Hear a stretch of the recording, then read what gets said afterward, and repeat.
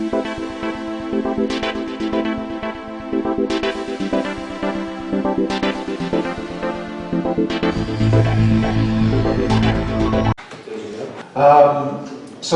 we're going to get into what you see up here. We're going to go right through to the end. I ran into to Ken at the Toronto Woodworking Show last year, and we've been communicating back and forth. And it just so happened that he was at the Hamilton Wood Show this weekend, and so timing was perfect that he come out tonight and talk to us. He is the Vic Mark dealer in Canada, exclusive, as well as the Carter turning tools. And you see samplings here, and he's going to talk about all this stuff, and they'll fill you in on everything about their product. And then if you want to come up and touch and feel and purchase, you can do that tonight as well. So Ken, I'll leave it up to you. Oh, you need a microphone. Where's the other mic? We'll just use this one, huh? Oh, you have? Perfect.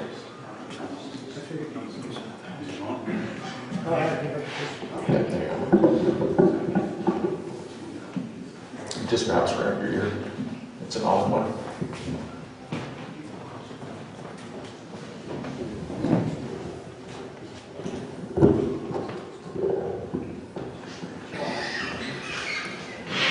Yeah.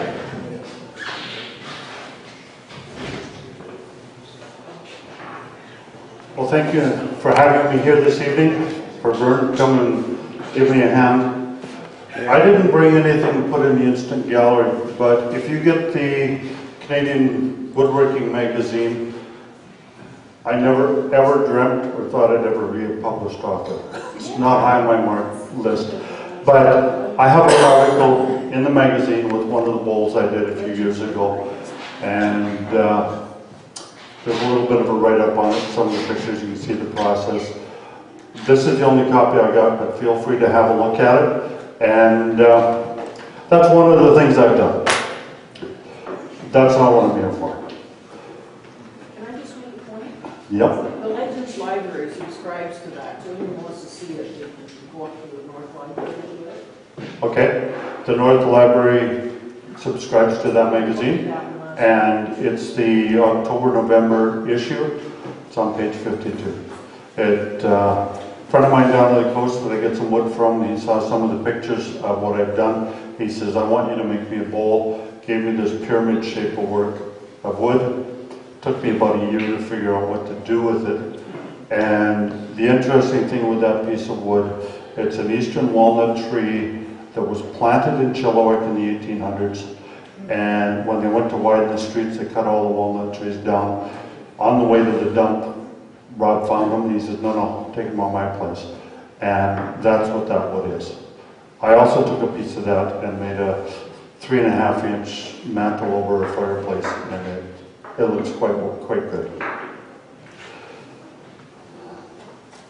As Rob said, I'm a Canadian dealer for the Vic Mark lathes and accessories for about 4 years now, and it kind of started out when I started using Vic Mark lathe. I was looking for something better and wanted to get a price on one, could not get a price. Long story short, I ended up finding the only used Vic Mark lathe in the world 10 minutes from home. And 22 hours later, it was in my shop. A couple years down the road, then, I don't know if I'm naive, stupid, or brave, but I asked Mark, are you guys looking for a dealer in Canada? And here I am. So just give you a little bit of information on the lathe. There's a lathe, there's a lathe, there's a lathe, almost. Vic Mark is the only one that does the headstock and the tailstock, machine that together. This is not the one I have in the truck. If you flip the tailstock over, it's number 34. I'm not going to take the headstock off, but I guarantee there's a number 34 on the bottom. So if you break that tailstock, you get to replace both the headstock and the tailstock to guarantee your alignment. The other thing that Vic Mark does is the headstock is the only one that runs tapered bearings on the headstock shaft. So between those two, that gives you an incredibly smooth running operating lathe. You know, when you drive down the road, you hit a pothole, your car wakes and shakes, you throw the alignment out, your bearings on the wheels still run true. Same story. You can get a humongous catch. You're not going to throw it out of alignment. You're not going to blow a bearing. These are all, they're all 220, including the little one. They all run a 3-phase motor. But the inverter, this one is tucked in under this side, the motor's this size, this was 1 horse. This is a small tabletop size. That inverter converts the power from 220 to 3-phase to run your motor. It's a 3-phase motor. It also controls your start, your stop, your variable speed, your reverse, your soft start, your electronic brake. It also contains your overcurrent protection, your overload protection. It's all controlled under there. Start, stop, potentiometer to control the speed. There's a cover over the stop switch, or the reverse switch, so you can't bump it and all of a sudden your work's going backwards that you weren't planning on. The lathes are all built the same. If you want to know what, hey, I want to look at this, see what it feels like, but the only one you can find is the VL300. Try the VL300 because this will run identical. They are built the same. This is the small one, 1 horsepower, and it's got a 12-inch swing on it. This is available with a 1x8 spindle or an M33. The next size is a VL200. This is 4 of the versions of, there's 8 different versions of this lathe. It runs a 2 horsepower motor, has a 16-inch swing. It's available long bed or in short bed. Same lathe, just a little bit bigger. The next one is a bit unique. Can I just interrupt you for 1 second? Yep. So the last one you just showed, is that the only one that you use sitting down, is that correct? Yes, thank you. This one also has, if you sit in a wheelchair, or I can't stand for an hour, 2 hours, 3 hours. I can only stand for 10 minutes at a time. This one is a sit-down model. The angle is adjusted. You can't see it very easy in the picture, but you can adjust the height or the angle of it, and it runs the same as any of the other 200. Can you turn it this way? So that has a 16-inch swing and 2 horsepower motor.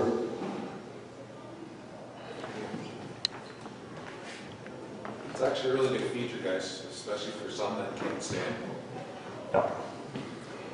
And how long is the bed? Like, what's the length of the? 37.5 inches. Okay. Okay, there you go.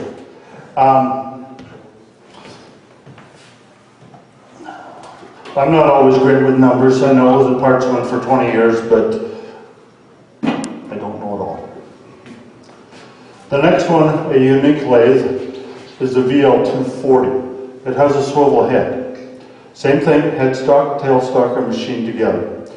The headstock and the motor turn together, so it stays complete.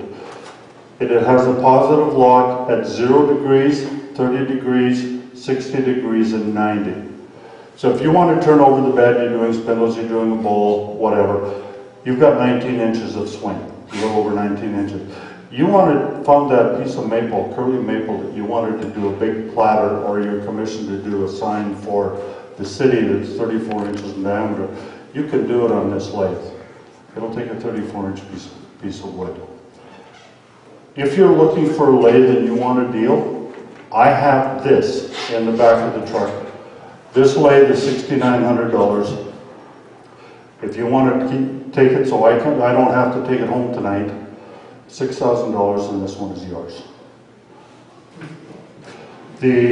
I'll talk about it more then. Not taking time, one at a time. If you want the second one, you're going to have to wait 4 months. This red bar is an emergency stop bar. And it ends up being a tool of great convenience.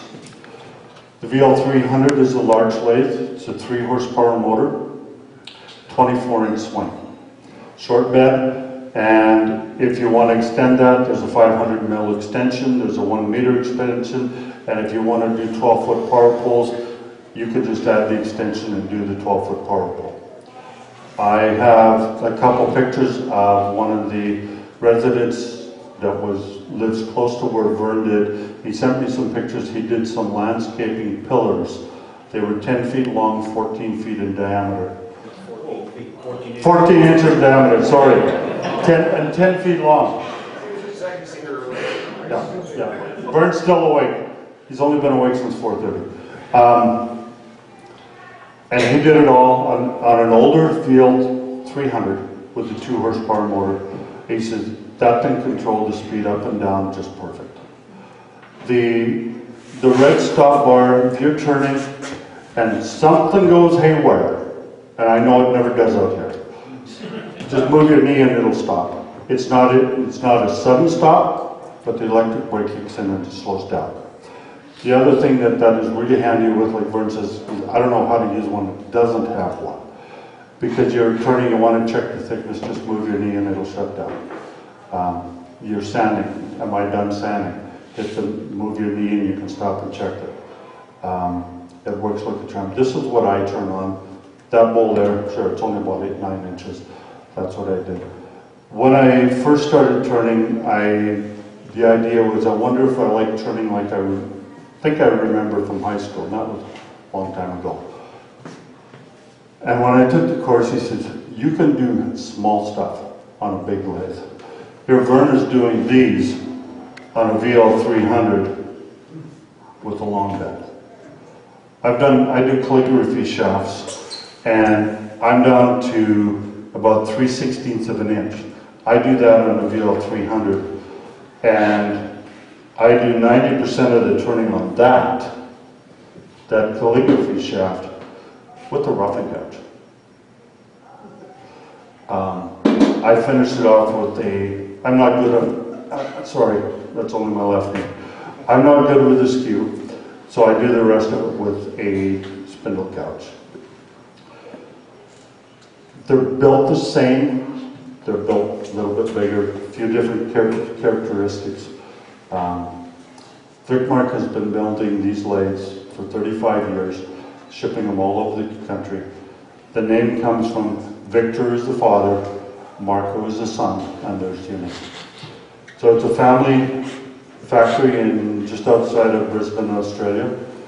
And about 2 years ago, they converted their whole factory over to solar power. So it is completely solar powered. One day I want to get down there. And if you have any questions, you can ask, or if you want to talk to me afterwards, I'll be here till, I'll probably be the last one here. Yes? So that knee bar, does that shut the power off? Do you have to hit a start button? Yeah, you push the start button to start. This is a momentary interrupt switch. So it kills the power. Shuts the power off. And as soon as you shut the power off, the electronic brake kicks in, and it's got a braking resistor in it, and that's what slows it down and stops it.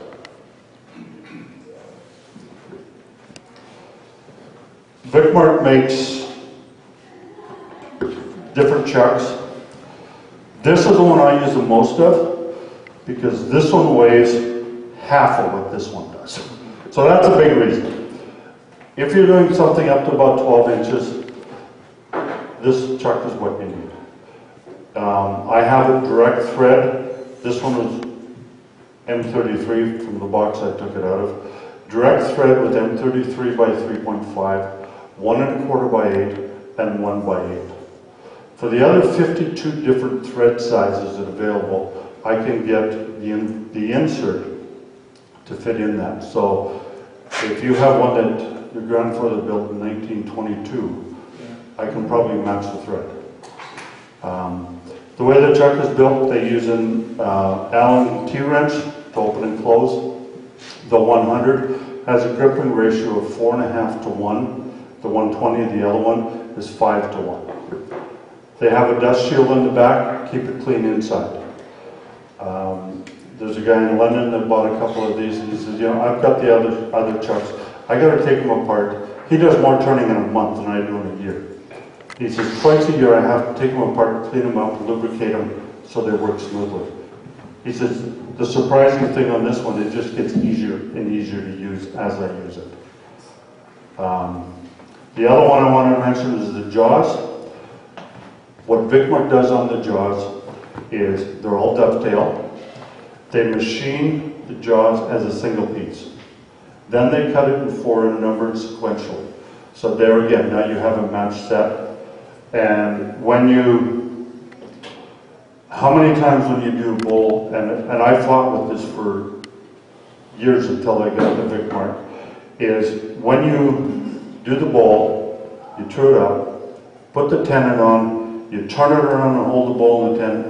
Why in the world do I have to true the bowl up? I don't do that anymore. Because when I turn it around and clamp it in the Vic Mark chuck jaws, it runs true.